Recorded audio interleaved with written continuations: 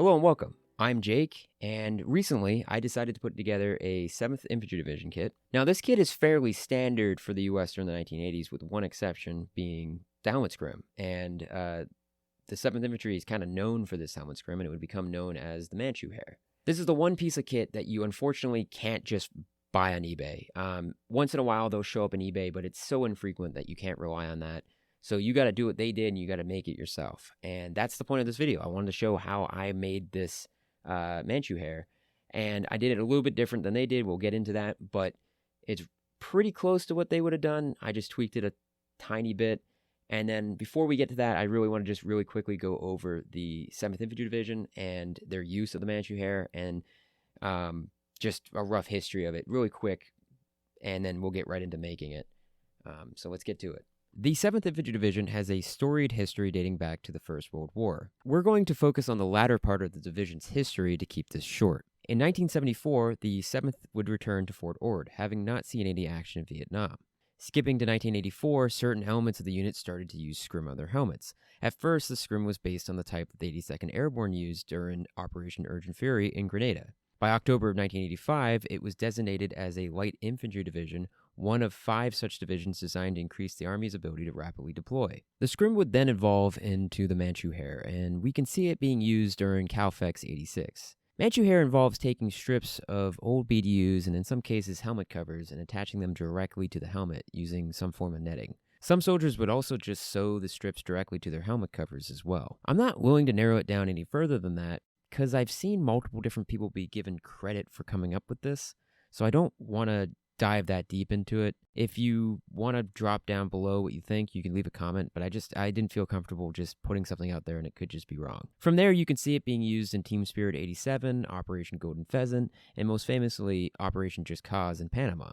In 1992, elements of the 7th would be used in the LA riots, helping to stabilize that situation. By 1994, the Base Realignment and Closure Commission had Fort Ord deactivated.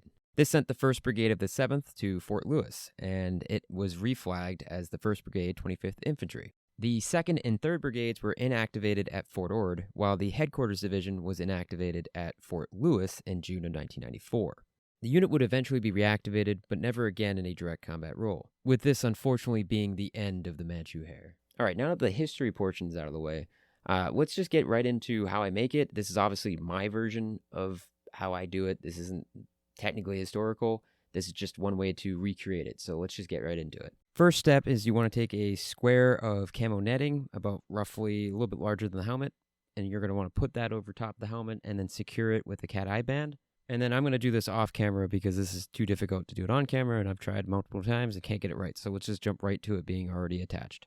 Okay, so now that we have the netting attached, I'm just going to do a quick close-up and show kind of how it looks. And, it came out pretty good. So on the inside, you're going to want to use some 550 cord and just, tie it off somewhere just to give it, keep it in place a little bit better. I only use the 550 cord in 2 different places because you don't need a lot.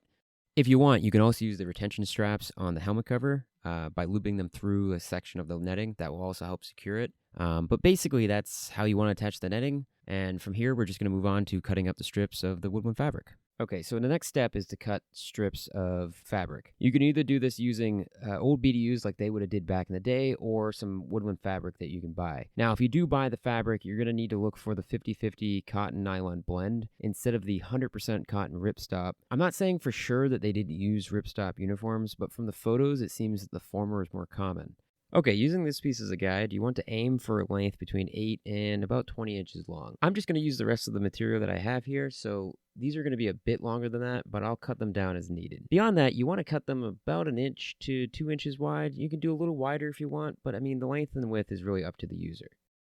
Important side note, make sure you grab a good pair of scissors, unlike me. I'm just going to fast forward past this part because it's basically just me struggling to cut the first piece, and it takes way too long to do it. So we'll just go right through this.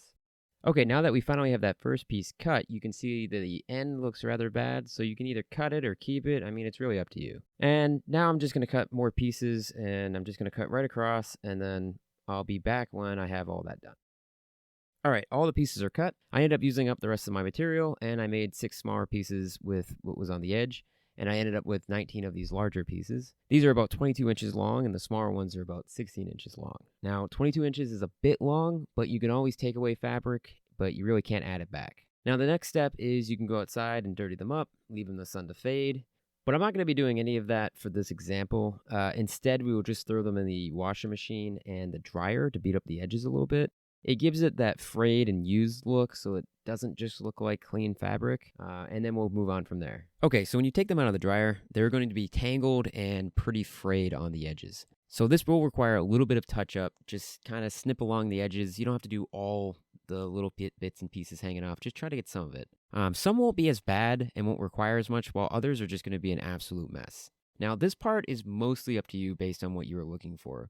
Obviously, if you are basing this off some form of reference image or something, try to match what they did as close as possible. But again, it's really personal preference and how much you want to clean them up. And after all the strips are cleaned up, we can move on to the final step and attach the strips to the netting. Okay, so now that you have the pieces all cleaned up, we can attach them to the netting. So this is pretty simple. All you're going to do is just slip it underneath the netting and just tie it in a quick knot. And there you go. And that's how you do it. That's basically it. And then from there, you just do that and you keep repeating it. And again, this is another stage where you might want to cut them down if they're too long. You can double knot it if you want, but otherwise it's pretty simple. There's not much to it beyond that. And you're just going to keep repeating this step all the way through until you're done with the helmet. And you're going to want to as you go along, make sure it's not covering your view, your vision, all of that. You're going to want to, you might want to retie some, move them. I would flip it upside down so you get an idea. But other than that, you're just going to keep going and take the smaller pieces and put them in the front and kind of have it just cover as much space as you can without obviously blocking your vision. So with that, we'll just finish it up and then we'll end this video. So that's pretty much it.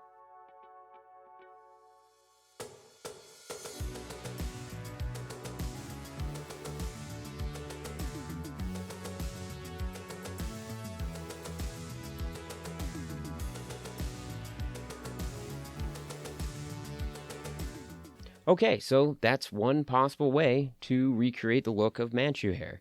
And although it's not the historical way that it would have been done, I couldn't bring myself to destroy a pair of BDUs in order to make it.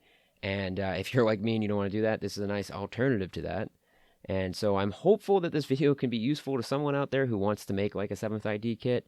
So hopefully it helps you. And as always, thanks for watching.